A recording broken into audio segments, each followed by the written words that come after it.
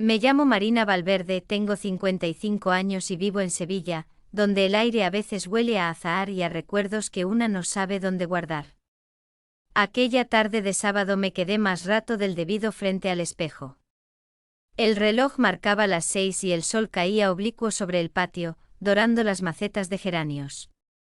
Me probé un vestido camisero color vino, de seda mate que rozaba las rodillas, ajusté el cinturón fino a la cintura, me calcé unos tacones bajos de piel color crema y deslicé las piernas dentro de medias translúcidas. Sobre la muñeca un reloj antiguo heredado de mi madre, en la oreja, aros diminutos, en el cuello un pañuelo de lunares que me hacía sentir, no sé, ligeramente traviesa.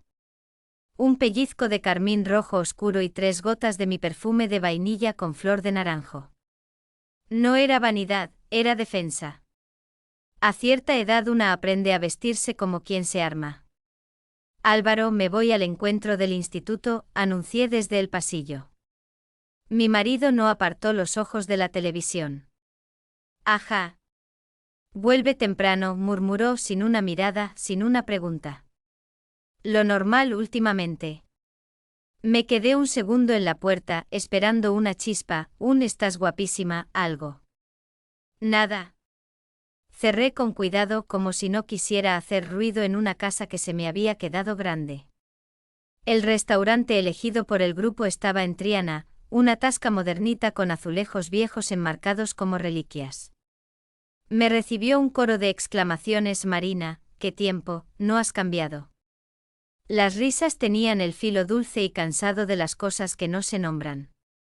Entre saludos y brindis me fui acostumbrando al murmullo, a la música amable, a los rostros que el tiempo había bordado sin permiso. Entonces los vi. Paloma y Ernesto sentados en la mesa de la esquina.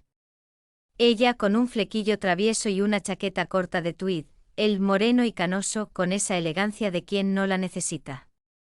Estamos volviendo a caminar a las 7 cada mañana, decía Ernesto mientras le tomaba la mano a Paloma. Y yo preparando tortillas de calabacín que le salen de lujo, se reía ella, fingiendo regañarle. Había en sus gestos una coreografía íntima, antigua y viva. Un roce de dedos al pasar la copa, una mirada que decía «estoy», una sonrisa que contestaba «lo sé». Me sorprendí mordiéndome el labio, un gesto que creía olvidado. Apreté la hebilla del cinturón, como si pudiera sujetar con ella el temblor que me subía al pecho. Me levanté a saludarles. «Estáis igual que hace 20 años», dije. Y era casi verdad, aunque no en lo visible. Lo que seguía intacto era el hilo. Las conversaciones se mezclaron con el tintinear de cubiertos y con las historias deformadas por la nostalgia. El camarero dejó en mi mesa una botellita de aceite picante y sin saber por qué la acaricié con la yema de los dedos, el cristal frío, la etiqueta rugosa. Me descubrí disfrutando de esas pequeñas texturas con una atención nueva, como si la piel buscara recordatorios de vida. Hay fetiches discretos que no escandalizan a nadie, los míos siempre fueron el tacto, las telas, el cuero suave del bolso, la cerámica pulida de un plato. Cuando el encuentro terminó, salí despacio. Las luces de la avenida de Chapina salpicaban el asfalto húmedo. Llevé mis tacones a ritmo medido, escuchándome, como si cada paso fuese una pregunta. En casa, la tele seguía encendida. Álvaro dormía de lado, el mando agarrado como un talismán. Le cubrí con la manta, en el gesto hubo cariño, costumbre y un hueco. Me quité el vestido y lo dejé en la percha con una reverencia tonta, como pidiéndole perdón por haber brillado sin testigos. No dormí bien. El domingo pasó con los silencios de siempre, cada cual comió a su hora, cada cual hizo como que hacía algo. El lunes, en cambio, me levanté temprano. No quise refugiarme en la oficina del taller de cerámica que heredamos del padre de Álvaro, quise bajar a la nave, tocar el barro, revisar hornos, oler los esmaltes. A veces el cuerpo sabe lo que el alma aún no se atreve a decir. A las 8 el zumbido del horno túnel ya llenaba el aire. ¿Quién ha venido tan pronto?, pensé. Crucé el pasillo de sacos de chamota y aparecí en la zona de mantenimiento. Allí estaba él, de espaldas. inclinado sobre una caja de herramientas. Diego Armenta, 42, recién llegado de Jaén. Alto sin alardes, manos anchas, camiseta azul marino con manchas de grasa que parecían un mapa. Al notar mis pasos, se incorporó de golpe. Buenos días, doña Marina. Ya ha llegado, dijo, y su voz era cálida, ligeramente ronca, como si se hubiera quedado a vivir en la madrugada. Marina, por favor. ¿Todo bien? Señalé una vibración rara en una corredera. Anoche oí el rodamiento quejarse. Me adelanté para cambiarlo, respondió enseñándome una pieza antigua con el metal fatigado. No quería que nadie se cortara. Lo dijo y miró mis manos. Yo llevaba guantes finos de nitrilo, negros, que siempre me gustaron por cómo dibujan los dedos sin descubrirlos del todo. Un detalle mínimo, pero me sentí observada con respeto, como si mis guantes fuesen parte de mí y no un capricho de seguridad. Otro de mis pequeños fetiches, los guantes. Me gusta cómo convierten cualquier gesto en ceremonia. Pasamos revista a válvulas y mangueras. Le hice preguntas, él contestó con una mezcla rara de técnica y paciencia. No hablaba para sonar listo, hablaba para que yo entendiera. Cuando terminó ordenó la mesa con un mimo que me desarmó, colocó las llaves en abanico, alineó tornillos en una cajita de madera de olivo que había traído de su casa. Ese detalle artesano me tocó un lugar dulce del pecho, el mismo donde guardo el olor del taller en verano. ¿Vive lejos? Pregunté, más para quedarme que por curiosidad. En un estudio pequeño, al otro lado del puente, dijo encogiéndose de hombros. Me apaño. Me viene bien estar cerca. Se hizo un silencio cómodo. Entonces ocurrió lo tonto. Al dar un paso, pisé una gota de aceite que había sorteado 1000 veces. Sentí el talón patinar, el mundo inclinarse. No me dio tiempo a soltar el bolso. Lo siguiente fue un brazo firme alrededor de mi cintura, un olor a jabón de sándalo y hierro, y el latido en mi propio cuello, demasiado alto. Tranquila, te tengo, susurró. No sé cuánto duró. Un segundo, quizá 2.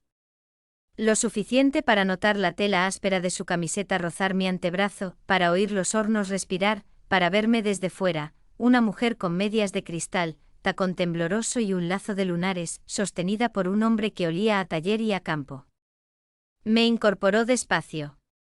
Sus manos se apartaron con un cuidado casi ritual, como quien devuelve una pieza frágil a su estante. Gracias, Diego, dije, y mi voz sonó más baja, como si quisiera guardar el momento dentro. Para eso estoy, respondió sonriendo apenas. Y por favor, esos tacones son bonitos, pero aquí mandan las suelas de goma. Me reí. Fue una risa corta, pero real. Le prometí traer zapatillas antideslizantes y seguí con la inspección, aunque lo cierto es que ya no veía tornillos, sino detalles, como su pulgar se manchaba de azul cobalto al tocar un bote, como soplaba una mota de polvo de un sensor, como su reloj de caucho barato tenía una pequeña grieta junto a la hebilla. Cosas que no deberían importar y sin embargo lo cambiaban todo. A media mañana subí a la oficina con una caja de albaranes, fingiendo estar muy ocupada. Cerré la puerta. Me quité los guantes, los dejé sobre la mesa con esmero, como si fueran parte de una escena. Abrí la ventana, el río llevaba prisa y los gorriones se gritaban noticias. Me apoyé un segundo en el marco sintiendo la seda del vestido pegarse un poco al muslo, calor de Sevilla, caricia indecorosa y perfectamente inocente. Me llevé la mano al pañuelo, jugueteé con el nudo. Una parte de mí, la que colecciona tejidos, fragancias, pequeños rituales, estaba despierta como no lo había estado en años. El móvil vibró. Era un mensaje de Paloma, con una foto de su paseo de las 7, 2 sombras tomadas de la mano y un perro tirando de la correa. Hazte un favor, sal a caminar mañana. Con tacones si quieres, pero sal, escribió. Sonreí. Quizá lo haría. Quizá con zapatillas de goma. Volví a bajar a la nave con un termo de café para todos. Cuando le tendí a Diego un vaso, nuestras yemas se rozaron apenas. Fue imperceptible y sin embargo sentí un calor minúsculo subirme por la muñeca como una chispa traviesa. Él retiró la mano al instante. Casi avergonzado, yo hice como que no había notado nada. A veces la mejor discreción es una coreografía pactada con los ojos. El resto del día transcurrió sin accidentes. Pero algo se había movido como cuando giras una pieza dentro del horno y el brillo encuentra otra esquina. Al salir, el cielo de Sevilla estaba cargado de nubes. Me puse una gabardina beige, recogí el pelo con una pinza y crucé la nave hacia la puerta. En el interior, los hornos quedaron entonando su canción roja. Entonces sonó el primer trueno. No lo supe en aquel instante, pero aquella tormenta iba a enseñarme el mapa de todos mis silencios. El martes amaneció pesado con un cielo encapotado que parecía guardar un secreto. Yo llegué temprano al taller, aún con la humedad de la noche en la piel. Había elegido un vestido negro ajustado, sencillo pero elegante, acompañado de una chaqueta corta de cuero suave. En los pies, esta vez botines planos de charol, obedeciendo la recomendación de Diego. Sin embargo, no pude evitar dejarme las medias de encaje discretas, aquellas que me daban una extraña sensación de poder, aunque nadie más las viera. Siempre tuve debilidad por ese contraste, lo práctico por fuera, lo secreto y sensual por dentro. En la nave olía a arcilla húmeda y a fuego lento. Diego ya estaba allí, como siempre. Tenía el pelo despeinado, gotas de sudor en la frente y un mono de trabajo abierto en el pecho, que dejaba ver la piel tostada y un rosario de cicatrices mínimas en los antebrazos. No eran feas, eran cicatrices que contaban historias. Lo vi limpiarse las manos con un trapo áspero y me descubrí observando con detenimiento cómo sus dedos largos se movían, como el trapo rozaba la piel manchada de polvo. Era un espectáculo íntimo, aunque él no lo supiera. «Buenos días, Marina», saludó con esa sonrisa tímida que le quedaba grande y pequeña a la vez. «Buenos días, Diego. ¿No descansas nunca?» Él encogió los hombros. «Aquí me siento tranquilo.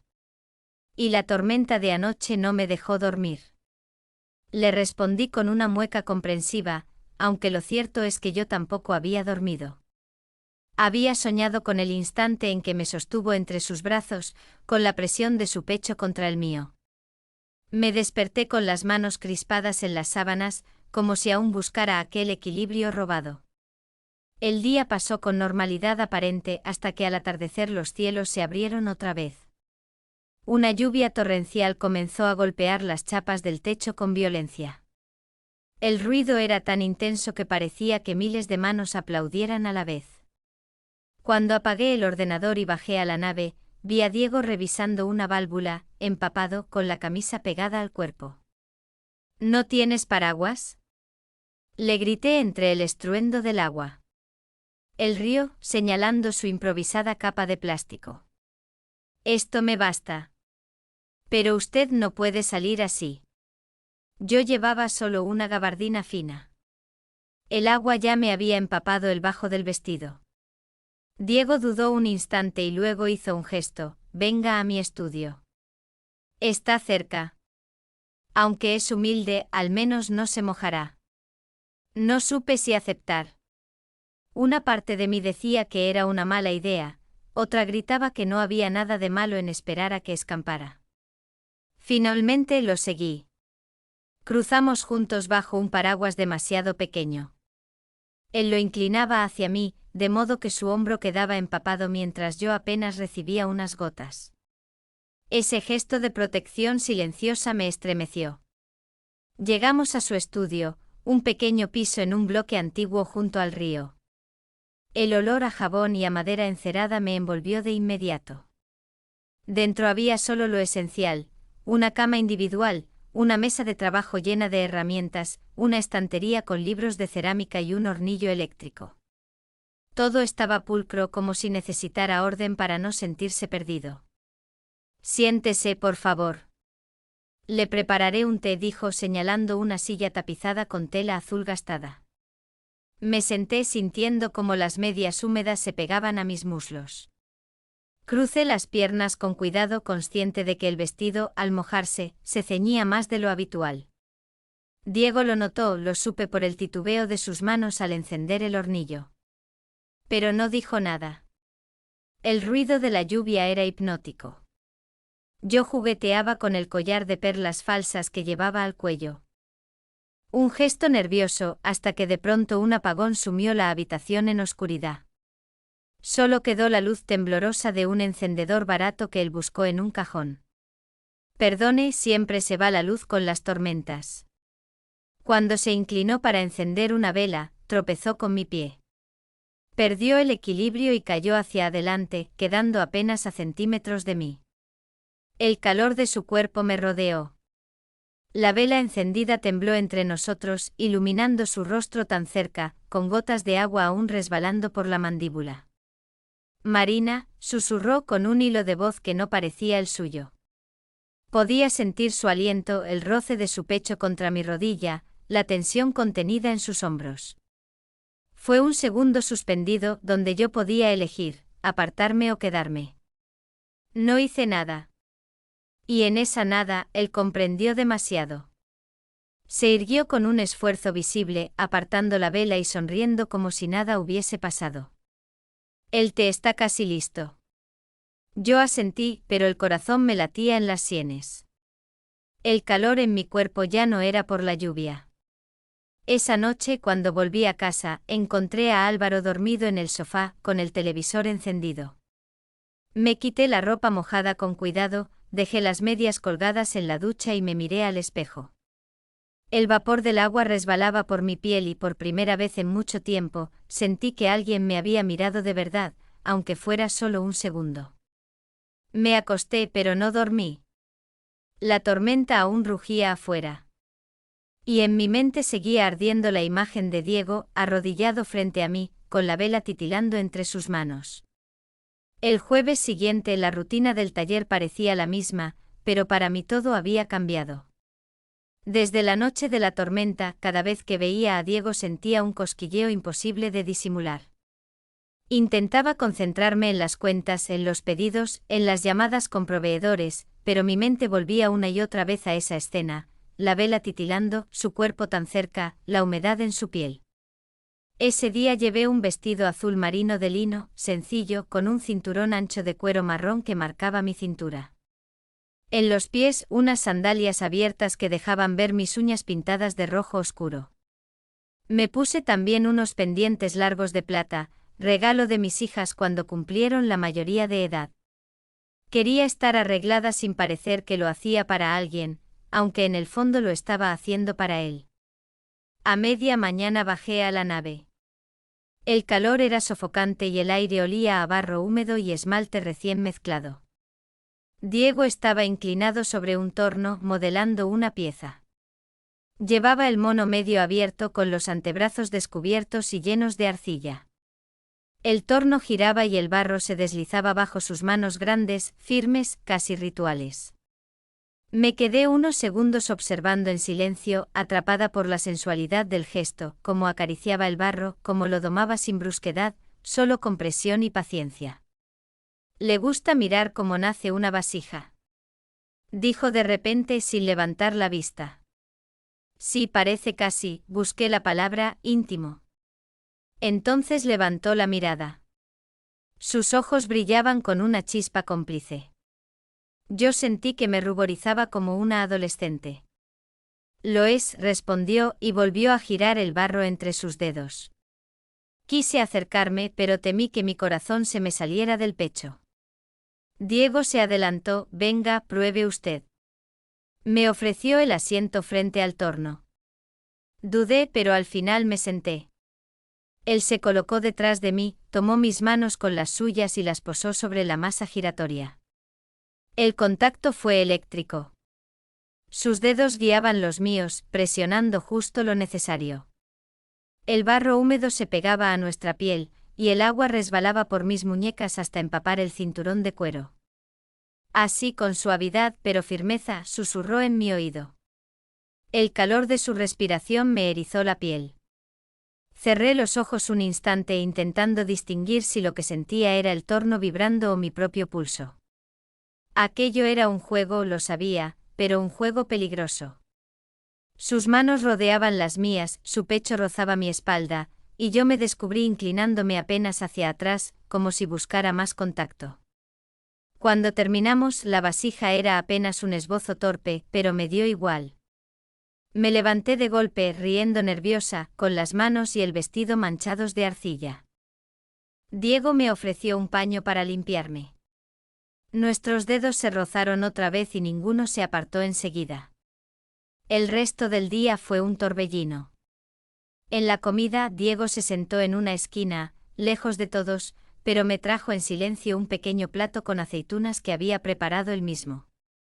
Más tarde, cuando me vio cargando con carpetas pesadas, las tomó sin pedir permiso y las llevó hasta mi despacho. No hace falta que lo haga, protesté. Lo sé. Pero quiero hacerlo, dijo clavándome la mirada. Ese quiero me atravesó. No era cortesía, era declaración. Al final de la jornada, mientras todos se despedían, me quedé un momento en la nave vacía. El torno aún húmedo, el olor del barro, las huellas de nuestras manos en la mesa, todo me hablaba de algo que iba creciendo entre nosotros. Algo que no podía seguir negando. Cuando llegué a casa, encontré a Álvaro en el salón, como siempre, con el televisor encendido. Me saludó con un gesto distraído. Cenamos separados. Yo subí al dormitorio, me desnudé frente al espejo y me vi diferente, el vestido arrugado, las manchas de barro aún en mis muñecas, el pelo suelto con olor a humo del horno. Me toqué el cuello, aún sensible al recuerdo del aliento de Diego. Esa noche, al meterme en la cama, me di cuenta de algo, ya no era solo un juego de miradas o casualidades. Estábamos en un límite. Y cada día se hacía más difícil retroceder. Pasaron los días y el juego silencioso entre Diego y yo se volvió cada vez más evidente. Bastaba un roce, una mirada sostenida demasiado tiempo, un gesto de cuidado, para que mi corazón se agitara. Ya no era simple simpatía, era deseo, y el deseo siempre encuentra el modo de hacerse escuchar. Una tarde de jueves me quedé más tiempo en la oficina, revisando facturas. El reloj ya marcaba casi las 8 cuando bajé las escaleras. La nave estaba desierta y silenciosa, solo el eco de mis tacones sobre el cemento me acompañaba. Al abrir la puerta principal, descubrí que afuera llovía con furia. No llevaba paraguas. Otra vez la tormenta, murmuré. Entonces escuché su voz detrás de mí. No puedes salir así, Marina. Era Diego empapado con una chaqueta vaquera oscura pegada al cuerpo. Su pelo chorreaba agua y sus pestañas se veían aún más negras bajo la luz tenue. ¿Qué hace todavía aquí? Pregunté intentando disimular mi sobresalto. Arreglando una fuga en el sistema de agua. Y ahora acompañándola, dijo alzando un paraguas pequeño. Caminamos juntos bajo el aguacero, pegados por obligación. El paraguas apenas nos cubría y el hombro de él quedó calado en pocos segundos. Yo sentía el roce de su brazo contra el mío, la tela húmeda de su chaqueta rozando mi piel a través del vestido. Cada paso era una tentación. Su estudio estaba cerca, y acepté entrar para esperar a que escampara. El lugar estaba más ordenado que la última vez, en la mesa había una jarra de barro recién esmaltada y un cuaderno lleno de bocetos.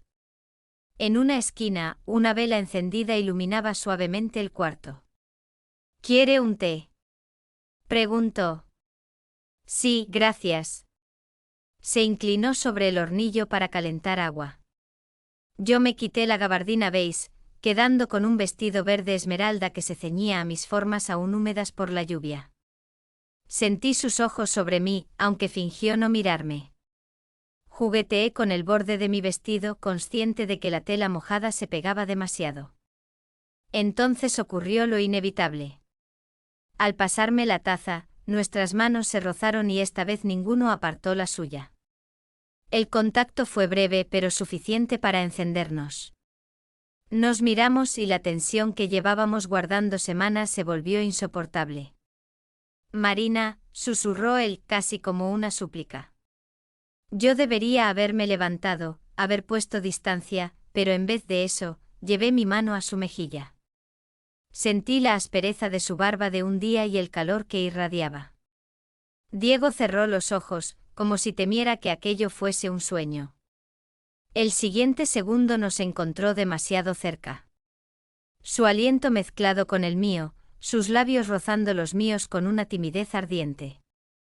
No fue un beso desbordado, fue lento, profundo, como si ambos quisiéramos memorizar cada instante. Mis dedos se enredaron en su nuca, sus manos, grandes y temblorosas, descansaron en mi cintura. Respetuosas pero firmes. El ruido de la lluvia contra el tejado parecía acompañarnos, como un tambor lejano. No pasó de ahí. No hubo nada explícito, solo el temblor de nuestros cuerpos, el roce de su chaqueta mojada contra mi vestido y el calor que subía sin control. Cuando me aparté jadeante, me cubrí el rostro con las manos. Esto no debería estar pasando, murmuré. Lo sé, respondió él con voz ronca. Pero no puedo evitarlo. Usted me importa demasiado. Me marché antes de que la tormenta terminara, con el corazón desbocado y el sabor de sus labios aún en los míos. En casa, Álvaro me esperaba dormido frente al televisor, ajeno a todo. Y yo, en silencio, me pregunté cuánto tiempo más podría seguir viviendo entre dos mundos. Las semanas siguientes fueron un torbellino. Yo, que siempre había sido mujer de rutinas y de silencios, me descubrí corriendo hacia el taller cada mañana con un cosquilleo en el estómago. No lo decía, no lo mostraba, pero cada gesto de Diego era un recordatorio, una mirada cuando nadie veía, una taza de café dejada en mi mesa, un comentario al oído que me hacía sentir viva. Una noche de viernes todo se desmoronó. Me había quedado cerrando cuentas y al salir, vi a Diego en la nave, cargando solo con una pieza de hierro enorme. Diego, cuidado. Grité. Pero ya era tarde. El metal se deslizó y atrapó su mano contra el suelo. Su grito retumbó en las paredes vacías. Corrí hasta él, temblando. Su palma sangraba con fuerza, y yo apenas podía pensar. Lo llevé al hospital con la ayuda de otro empleado que había vuelto a recoger unas llaves. Las horas en la sala de espera fueron eternas. Recé, lloré en silencio y comprendí algo terrible, el daño no era solo físico. Él se había herido porque quería demostrarme algo, porque se había exigido demasiado. Cuando salió el médico dijo que se recuperaría, pero que necesitaría meses de reposo. Lo visité a diario. Llevaba comida casera, fruta, revistas. Le acariciaba el cabello mientras dormía, sentada en la silla incómoda del hospital. Una tarde, con voz débil, me dijo: Marina, no quiero que se sienta culpable. Yo lo hice por mí, porque quería ser suficiente para usted. Sus palabras me desgarraron. Esa mezcla de ternura y desesperación me hizo comprender que no podía seguir así. Le apreté la mano sana y le hablé con todo el valor que me quedaba. Diego, lo que hemos vivido me ha hecho recordar que soy mujer, que aún puedo sentir, que aún puedo amar. Pero también me ha enseñado que hay cosas que debo cuidar. Tengo una vida construida durante 30 años, una familia, un marido. Aunque ya no me mire, sigue siendo mi compañero. No puedo destruirlo todo. Él cerró los ojos, y una lágrima silenciosa rodó por su sien. Entonces esto, murmuró. Esto vivirá en mí siempre como un secreto hermoso. Pero debemos soltarlo. Le dejé un sobre con dinero y una carta de recomendación. Un amigo mío en Granada necesitaba un encargado para su taller. Diego al principio se negó, pero al final aceptó, sabiendo que era lo mejor. 2 días después partió en un tren gris, sin despedidas teatrales. Solo me mandó un mensaje: gracias por hacerme sentir lo que es amar de verdad. Nunca lo olvidaré. Yo guardé el teléfono contra mi pecho y lloré hasta quedarme sin lágrimas. En casa, algo había cambiado. Una noche me armé de valor y hablé con Álvaro. Le confesé que me había sentido sola, olvidada, que había estado a punto de perderme en otro camino. Esperé un grito, una ruptura. Pero él me miró en silencio y luego me dijo: quizás yo también te abandoné sin irme de la casa. No supe verte. Si quieres, intentémoslo otra vez. Y por primera vez en mucho tiempo apagó la televisión y me tomó la mano. Aquella noche caminamos por el barrio bajo la luz amarilla de las farolas. Nuestros pasos eran torpes, pero había un inicio en ellos. Sentí que tal vez podía rescatar lo que quedaba. Aún así, mientras sonreía a mi marido, en algún rincón de mí seguía latiendo otra pregunta. ¿Y si algún día, en otra ciudad, en otra tormenta, volviera a encontrar la mirada de Diego? La historia parecía terminar, pero el eco de aquel deseo no había muerto. Solo dormía, esperando su momento.